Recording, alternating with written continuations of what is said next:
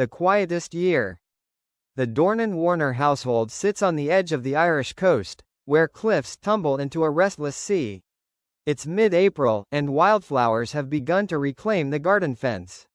There are no security guards, no black SUVs, no noise except the wind and the low murmur of children's laughter somewhere inside. 1 year ago, Amelia Warner's open letter. "We are living in peace.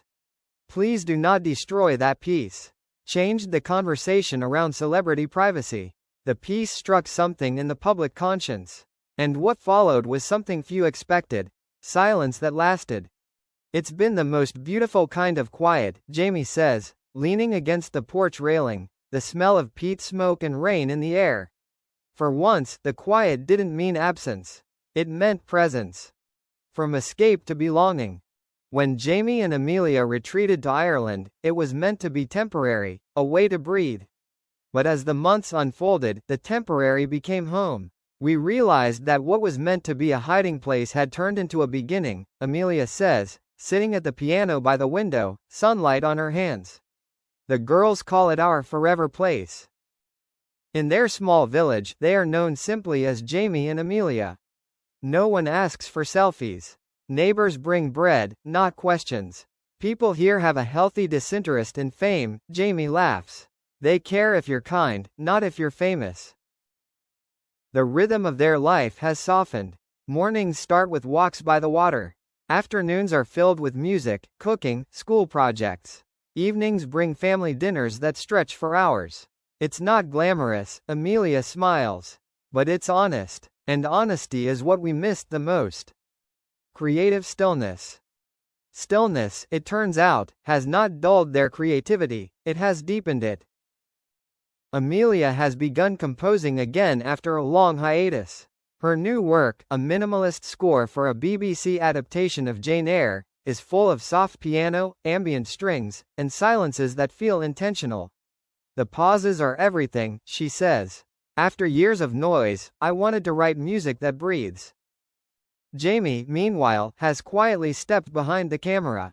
He's co-writing and producing a small film set in Northern Ireland, a story about forgiveness, grief, and coming home. "It's not a blockbuster," he says. "But it's the most personal thing I've ever done." He admits the inspiration came partly from their journey. "Peace doesn't mean doing nothing," Jamie says. "It means doing things differently, without the constant need to prove yourself." The gift of privacy. When the world finally left them alone, something unexpected happened. They began to rediscover each other beyond survival.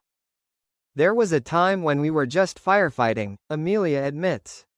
"Defending, clarifying, enduring. You stop seeing the person in front of you, you only see the battle." But last summer, they took a road trip along the western coast, no itinerary, no phones. "It was just us, the girls, and the ocean," Jamie says. "Somewhere between Galway and Donegal, I realized I wasn't anxious anymore." Amelia adds, "It's funny, once you stop performing peace, you start feeling it." Healing the public gaze. Though the world seems quieter now, their story still lingers in headlines occasionally. Only this time, the tone has changed. Instead of speculation, there's admiration. The Guardian called Amelia's letter a watershed moment in redefining boundaries for artists. "I think people were ready for a different kind of narrative," Jamie says. "One where love and privacy weren't contradictions." He credits Amelia for reshaping that conversation. "She didn't ask for sympathy. She asked for respect. And the world, miraculously, listened." A home that breathes. Inside their cottage, everything feels lived in and warm. There are children's drawings taped to the fridge, candles that smell faintly of cedar, and books stacked on every surface. "We're not minimalists," Amelia laughs. "We're memory keepers." Jamie built a small writing room in the garden, half shed, half sanctuary, as he calls it, where he spends early mornings writing scripts and journaling. On the wall hangs a framed line from Amelia's essay, "We are living in peace." "It reminds me why I'm here," he says. "Why every no I say to the outside world is really a yes to this life."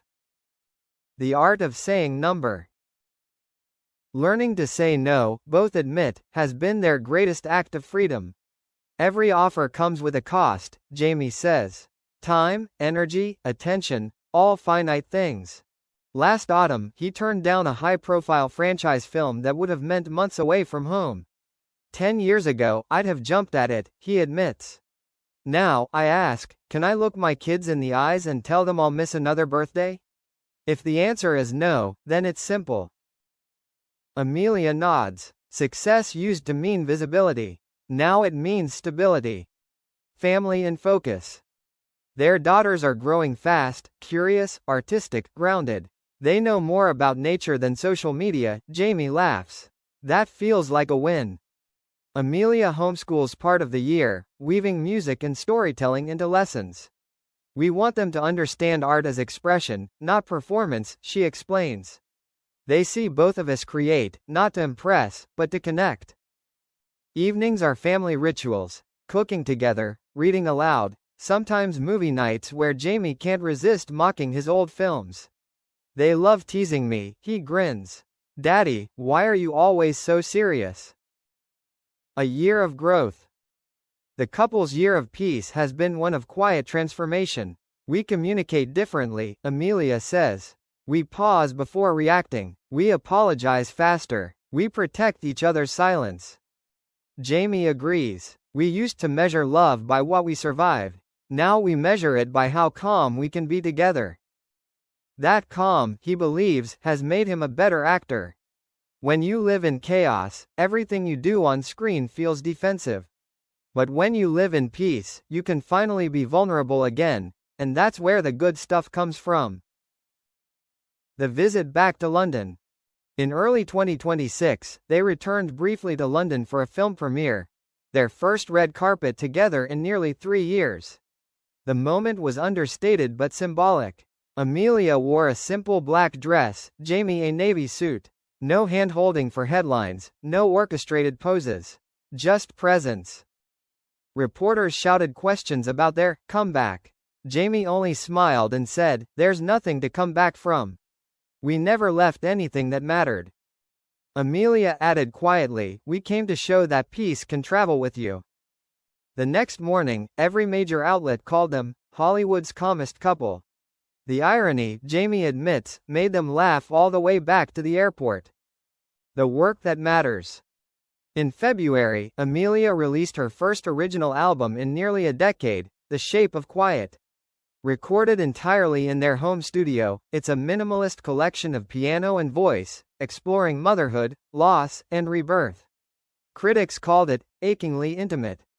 "It's the album I couldn't have written when life was too loud," she says. "Peace gave me melody again." Jamie's new film, The Last Harbor, premieres later this year. It's small, slow, emotionally raw. It's about a man who stops running, he explains. You can draw your own parallels. He pauses, then adds, "It's not about us. But it's because of us." Lessons from the quiet.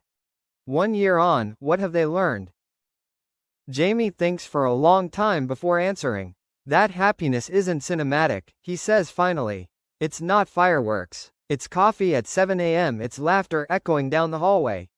It's knowing that the people you love are safe.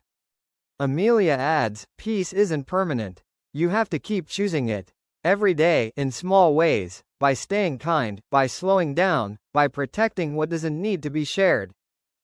The future they're building. The couple plan to stay in Ireland indefinitely. Jamie wants to direct. Amelia is composing a film score for his next project, their first creative collaboration in years. It's terrifying and beautiful, she laughs. We've both changed so much. Jamie's grin is easy. We used to think working together would cause chaos. Now, we know it might actually create calm. Their shared goal, they agree, is legacy, not of fame, but of authenticity. I want our girls to look back and see that we built something gentle, Amelia says.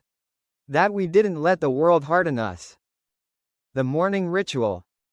Every morning, before the house wakes, they meet on the porch with coffee. No phones, no agenda, just the horizon stretching endlessly in front of them. It's our check-in, Jamie says.